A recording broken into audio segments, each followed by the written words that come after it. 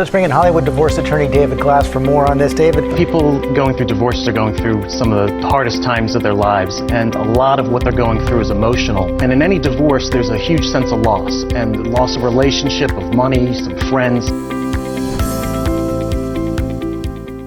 We're back for a new episode of The Hourglass, where family law and psychology intersect. Once again, I'm David Glass, a certified family law specialist, former psychologist, and the author of Moving On, Redesigning Your Emotional, Financial, and Social Life After Divorce.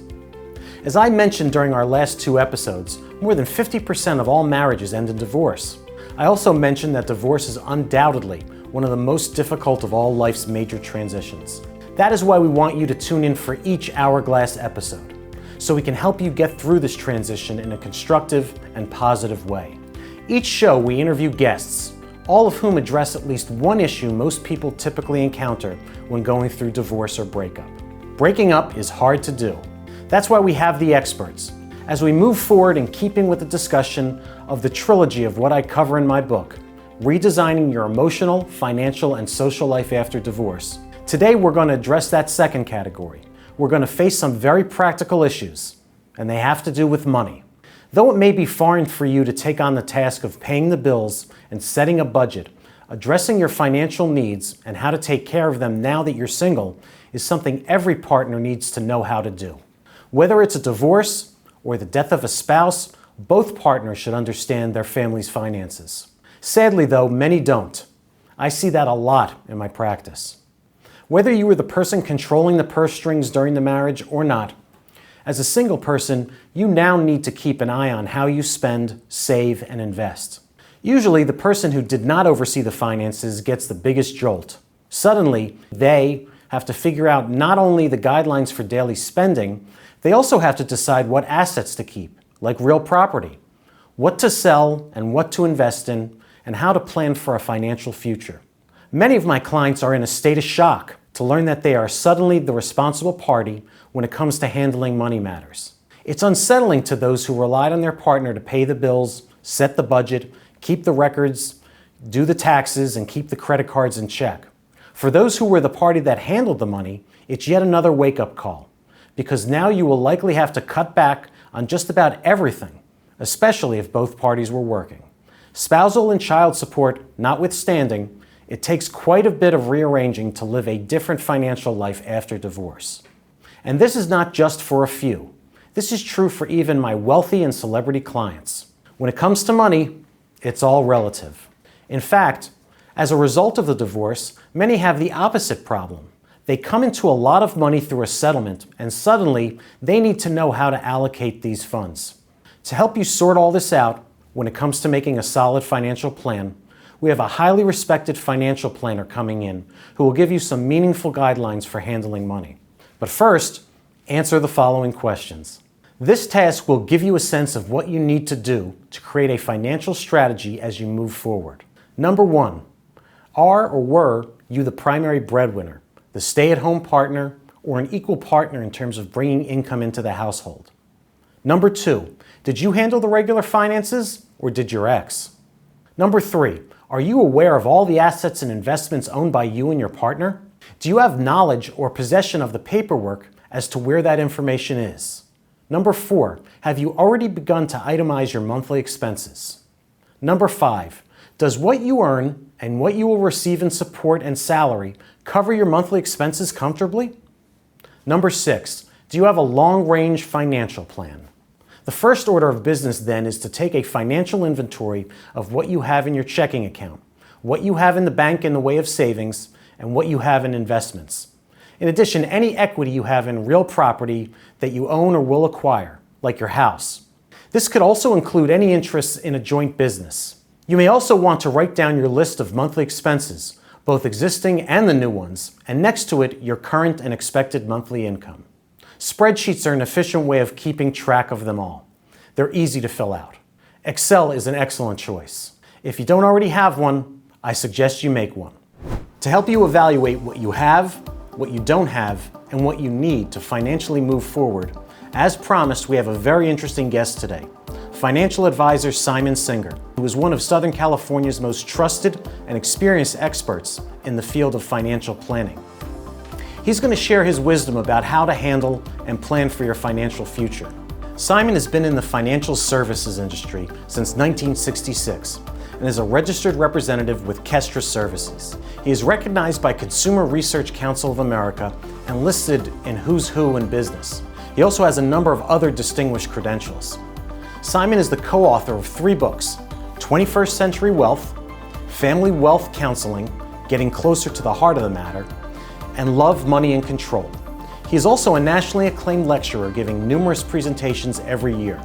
Simon is a member of several prestigious financial organizations as well, the Institute of the International Association of Financial Planning and the Advisors in Philanthropy, Top of the Table, and AALU. He is also a former board member and past president of the International Forum, the preeminent association of financial service professionals. Now, for the benefit of our viewers, what did I leave out about your background and experience? Well, I'd have preferred you didn't use the 1966 because that tells people how old I am.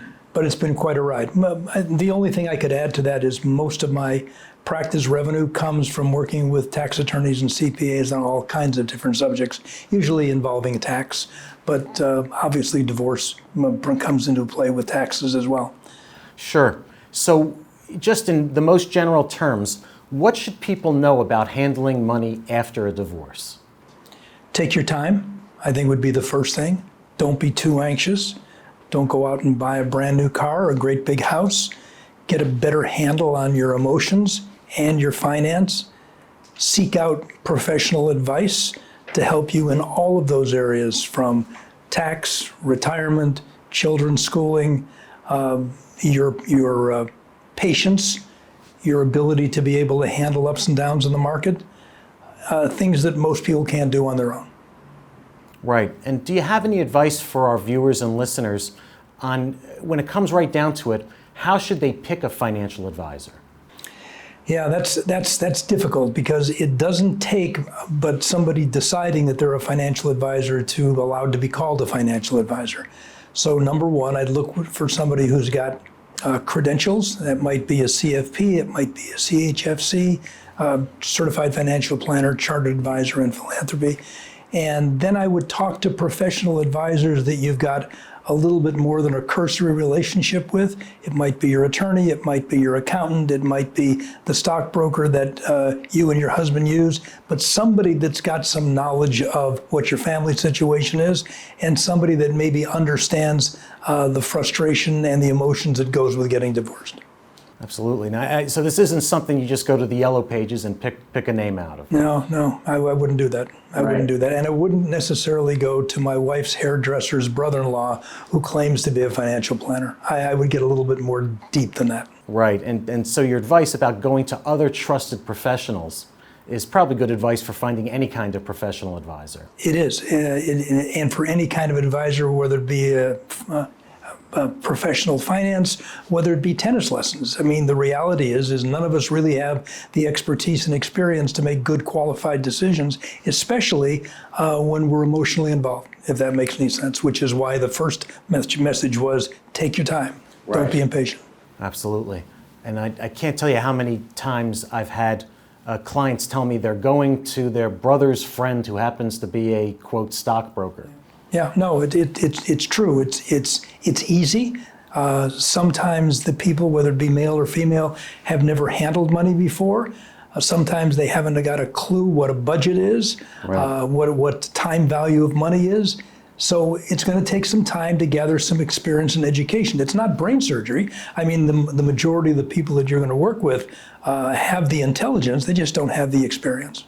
Right. So you brought up the topic of budgeting.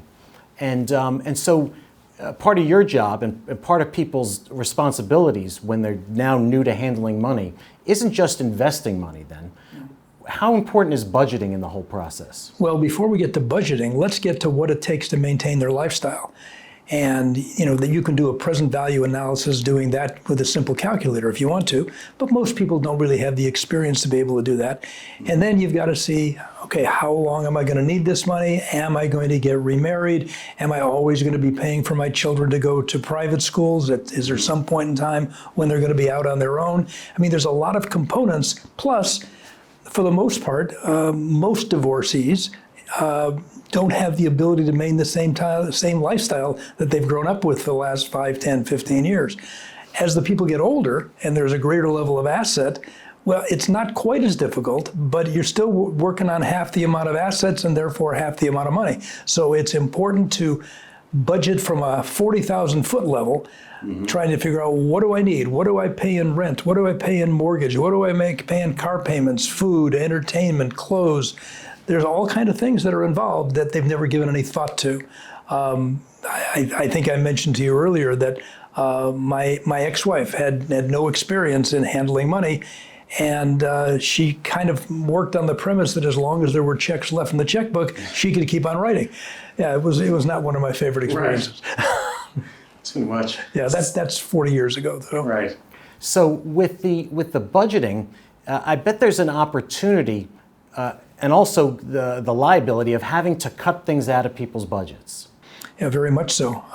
Very much so. It could be the worldwide vacations. It could be, driving a Volvo as opposed to a Rolls.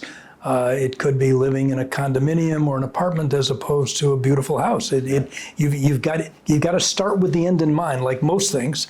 You've got to start with the end in mind and then start picking apart little bits and pieces, because globally it's very difficult to deal with. Right. But the little individual components, the little individual pieces, most people are going to handle those pieces, and when they're finished, the whole creates a greater level in the sum of its parts. Okay, so you're saying start with some sort of tabulation of how much money you need to live on and compare that to what money you actually have. Yes, and I don't think I would be looking at a stock brokerage firm that would tell me that I could make 10% of my money, because it's not that possibly they couldn't. It's just that at those levels, you can't afford to lose money. Right. And so when you're doing a present value analysis, you have to take into account not only the yield, but the taxes and the internal expenses and inflation, because inflation is going to reduce the purchasing power. So what you bought 5 years ago for $10 today might be $15. Right. So you've got to take that into account also. So a 5% rate of return, less a 2% tax, less 3% inflation basically keeps you even. It doesn't allow you to grow. Simon, for our viewers out there who are relatively inexperienced with investments, can you give us an overview of the different types of investment vehicles that are available to people? Well, once again, depending on the amount of money that somebody has to invest, because a $1,000 investor is going to be a lot different than a $1 million investor. But it gets back to wants, needs, and desires. Some people are going to have to keep the money in cash because they're going to need it on a monthly basis. Some people are going to have to keep it in cash because they run out of income before they run out of month. Mm-hmm. And so it really kind of depends. You've got to have a fairly significant amount of asset base, not just what is your weekly salary, not just your 401k, because that's a retirement vehicle that if you take money out prematurely, meaning before 59 and a half, you're not only going to pay taxes, but you're going to pay a 10% non-deductible penalty tax. So once again, I wouldn't try to do a divorce on my own, despite the fact that it seems like it should be simple, especially if the people are still amiable. But if there's the slightest hint, because that person's going to lose control of the person they've been controlling. I'm thinking mainly of males now, who a lot of the wives have a tendency to just rely completely on them.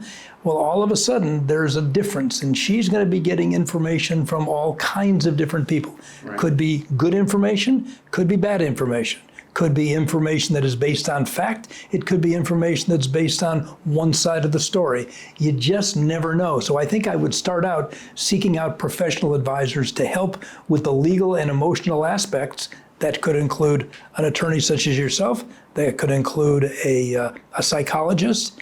I've learned a lot of interesting things from both attorneys and psychologists. There's different places for them. So Simon, hypothetically, if you had a client coming into your office, recently divorced, with little to no experience managing money, but now they have a very significant estate that they're going to take with them, and they have to figure out how to invest it. Where do you start with them? Well, once again, I think I would start with patience. I think I would start with put it in bank accounts as opposed to a bank account and try to take advantage of the guarantees from the banking association. I think I would seek out advice almost immediately. In fact, when somebody's getting divorced, they know generally, after at least a month or so, they know generally how much money is involved. They don't necessarily know what they're going to get. They don't know what the lump sum is going to be. They don't know what the monthly spousal support is going to be. They don't know what the child support is going to be. But they know what the package is. Mm-hmm. And I don't think you wait until you get divorced in order to start making decisions. Sure. I think what you do is you start seeking advice from professionals that you either know and have a relationship with, or that other professionals that are associated with your family, and get referrals from them. And start talking to them, because if the divorce doesn't go through and the people are able to get back together again, it's still good information to have. Yeah. Because they should be a party to this, as opposed to sitting back and let the dominant spouse make all the decisions. Mm-hmm. Because in the estate planning world, we're typically funding for the husband to pass away first. He's usually older and he's a male. But sometimes that's not what happens. Yeah. And sometimes the other party just isn't prepared at all. And so I think you start with little baby steps. You start getting prepared and assume that the game plan is going to be needed. And if it isn't, then you've garnered an education that's not going to hurt you anyway. Great advice. Now, what if someone suspects that their spouse or soon-to-be ex-spouse is hiding money or has moved assets around? What kind of things can they do, or what kind of professionals can they rely on to try and find out the total amount of the community property? Yeah, there are professionals that do forensic accounting. Some of them are attorneys, some of them are CPAs, some of them are both.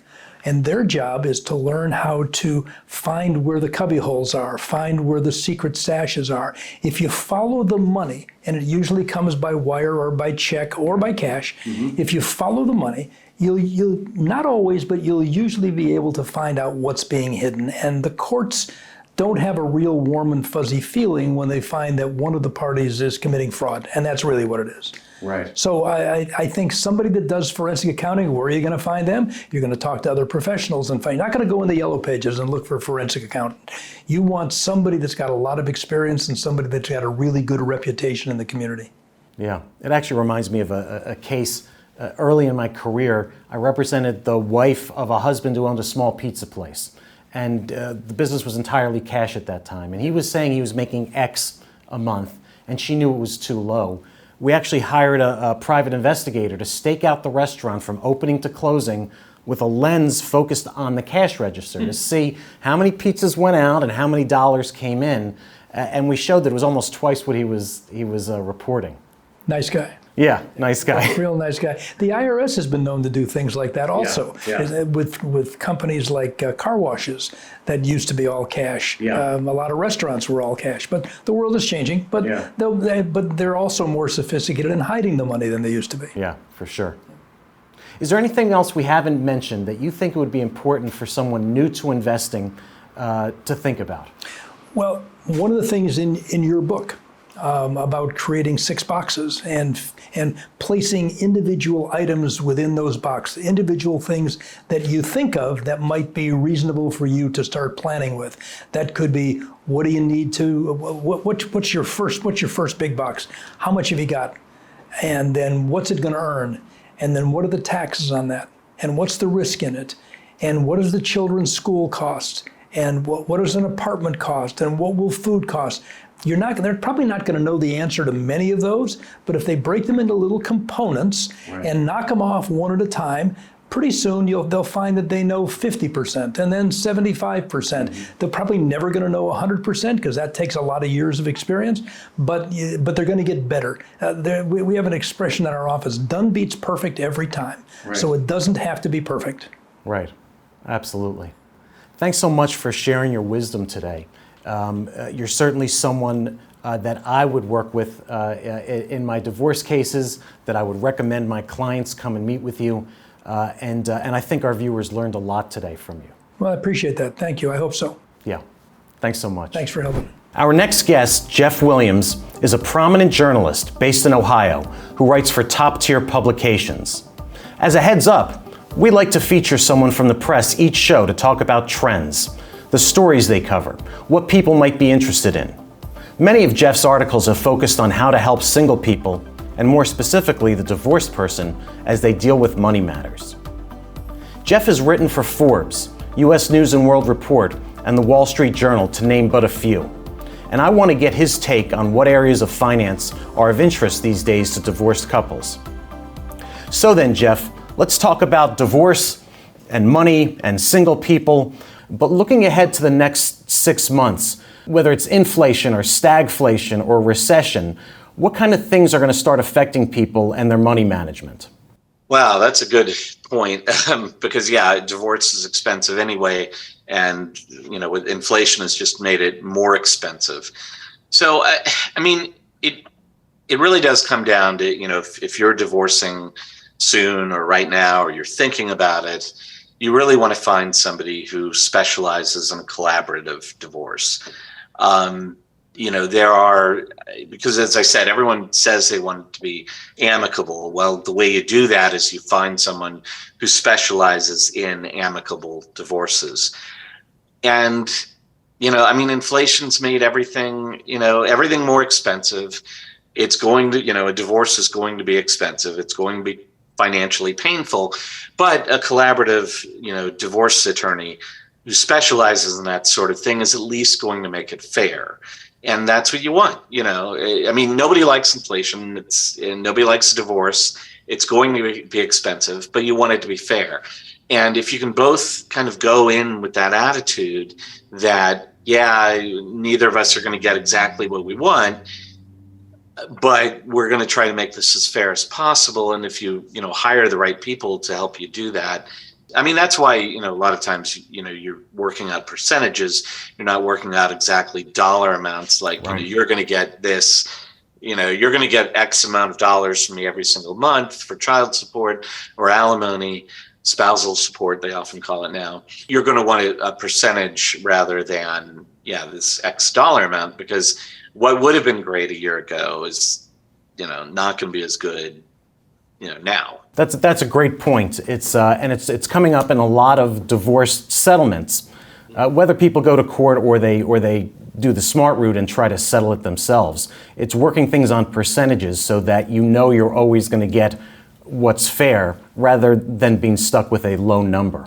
What are the hot topics that you're going to be writing about in the next month regarding finance that our audience might want to look up? Inflation for a while is going to be the hot topic.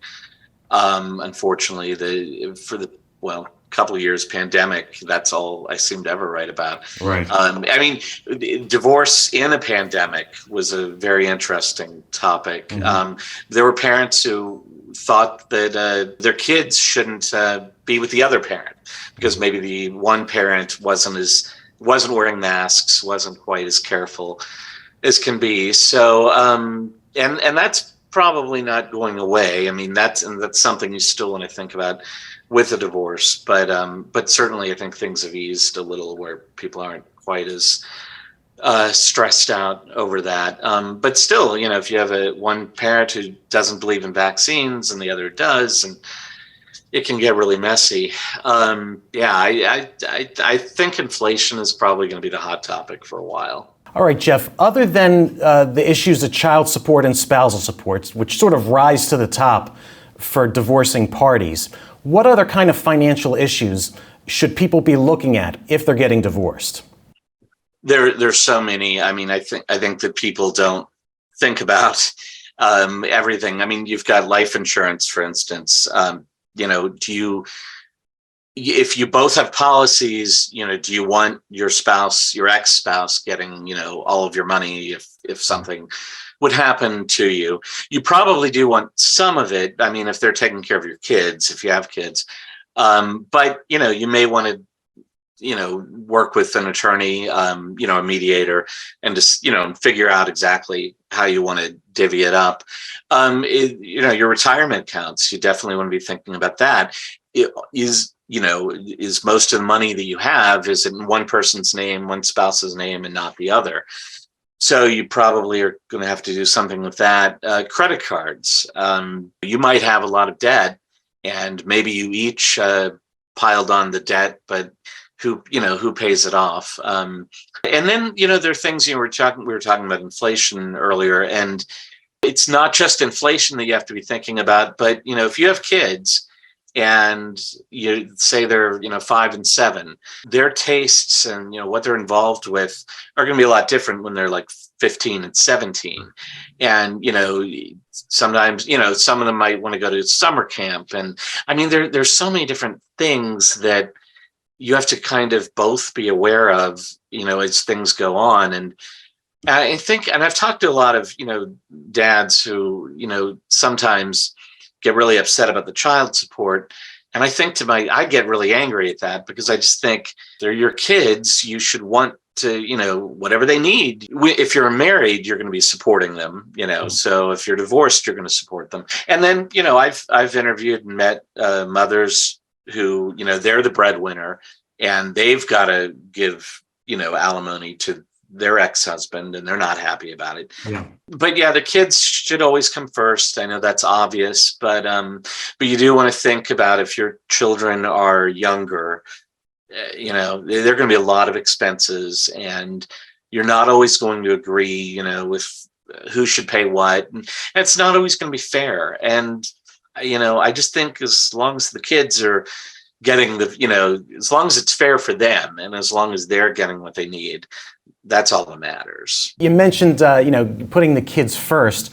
A lot of people who go through divorce litigation end up spending such a significant portion of their marital estate on their attorneys, there's no money left for college. Have you written about or done any research on Section 529 plans, where people make a plan to put away money for kids' colleges? Oh yeah, absolutely. And I mean, and that can be hard, because not each couple, that's where percentages can kind of come in handy.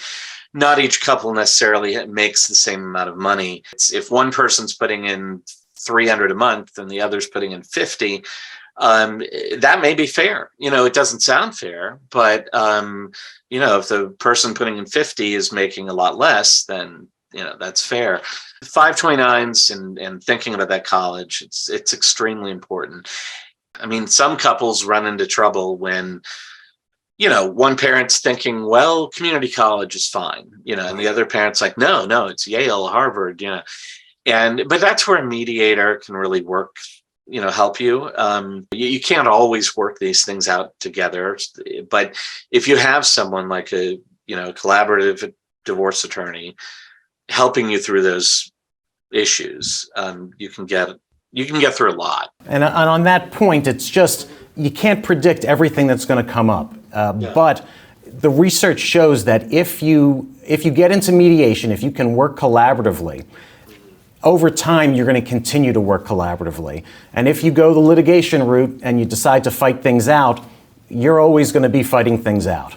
Oh, yeah. Yeah. I mean, I realize some cases you have to go to court. These days, most people seem to be on the right page, but I will give you, just some little advice that, it's silly, but to anybody going through this, when you're talking, well, talk to a lot of people, get a lot of points of view, because I know that when I went through my divorce, if I had listened to certain people, I would have gone to court, and it would have been, I had a great divorce. I mean, we did not argue about much. We didn't have a lot of money, so that kind of helped. I don't think there was that much to argue about, but I think, certain generations, and I don't want to, I don't want to stereotype an older generation, but think of Kramer versus Kramer, where they did go to court in that movie. And that was, a movie that seemed at the time, and it was realistic.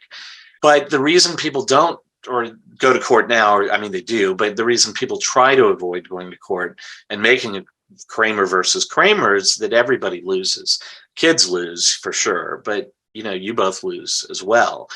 And So when you're talking to people, sometimes you're going to have people who are like, they want you to go to war. They want you to go to court. If you have kids, you're still a family. You're going to see that spouse, hopefully, at weddings and, funerals and, and you probably still love and care about, your ex's family. So, you're going to go to family reunions in the future, all of that.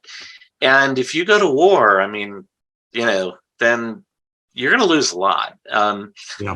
So, yeah, I just, careful about listening to advice because, as I said, I think if I had listened to certain family members, friends, acquaintances, etc., I mean, most of them, were sane and fine and great.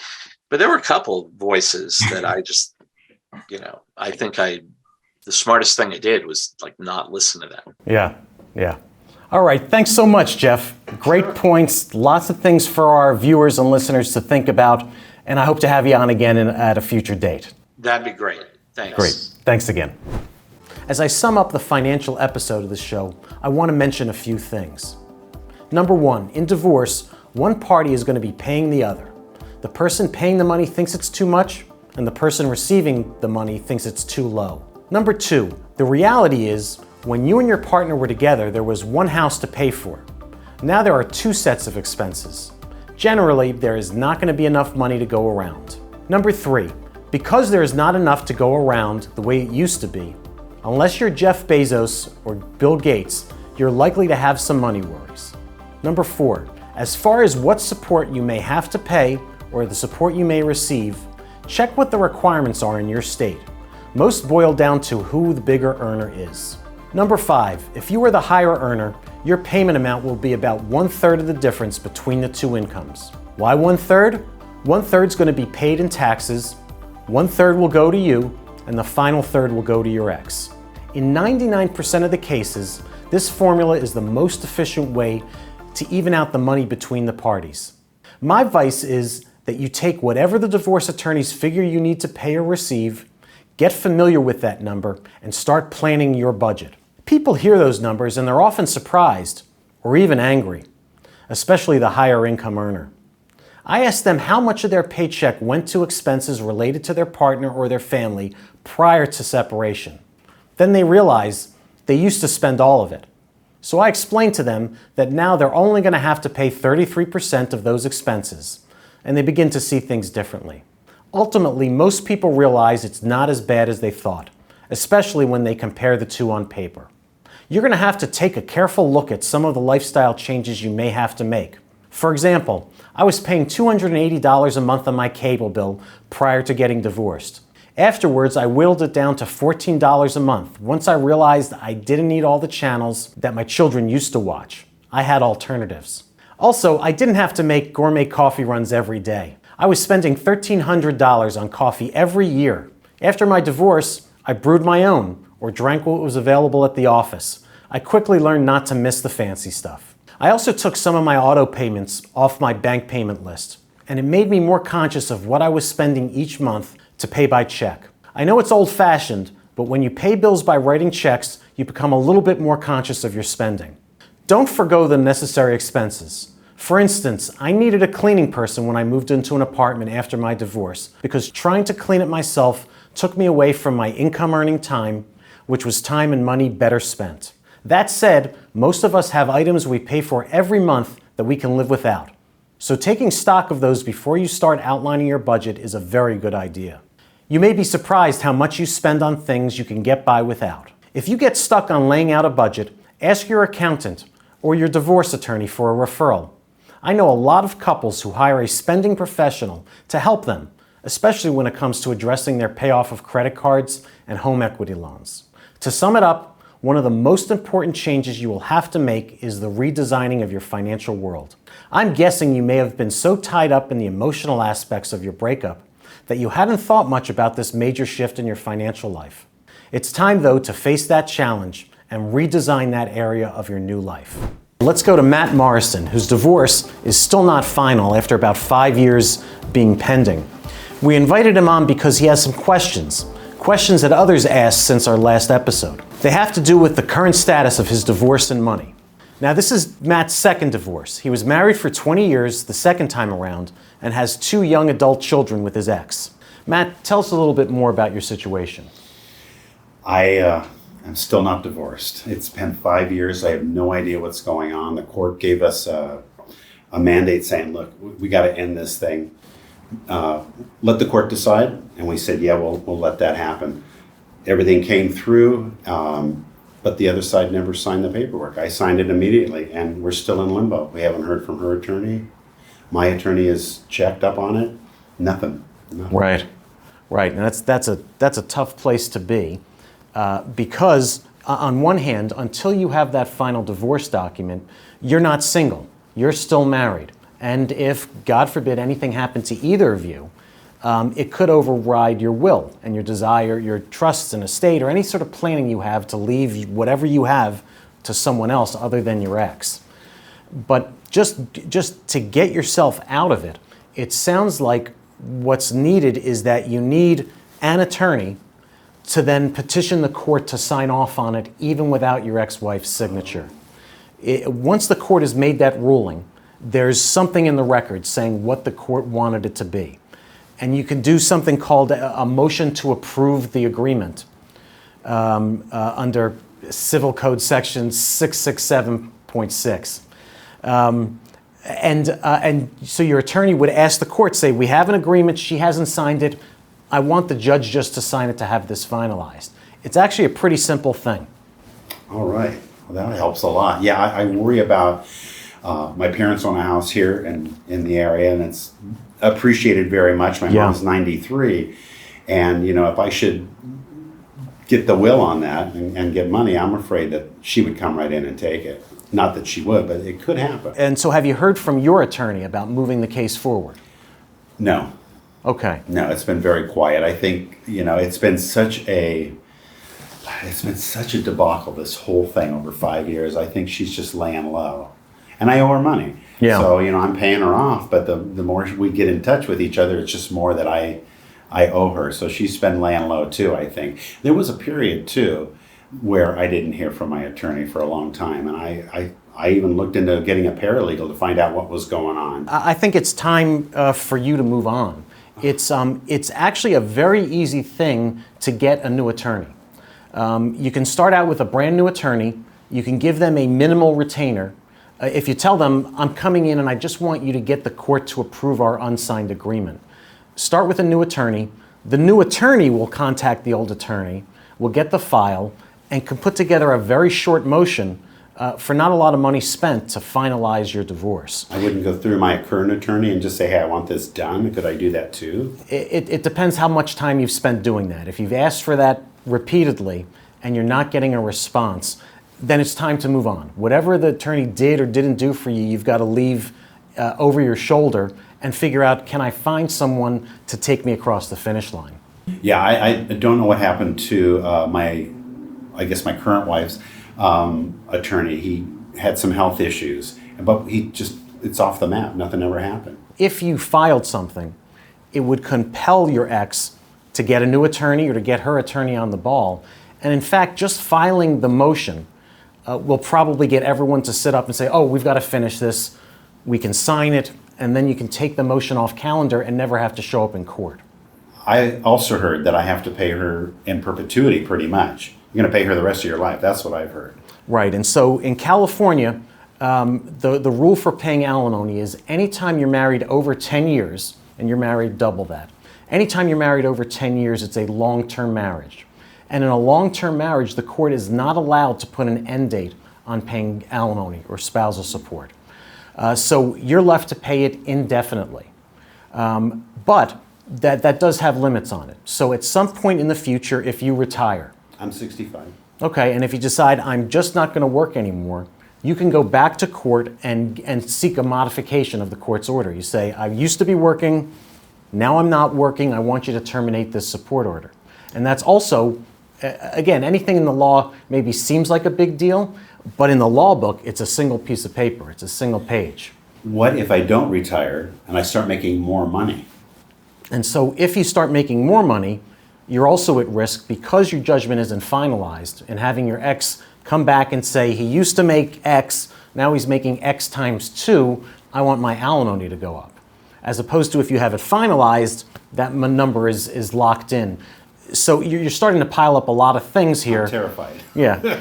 Although the way out, honestly, is you've got to kickstart the case, I think, by getting a new attorney.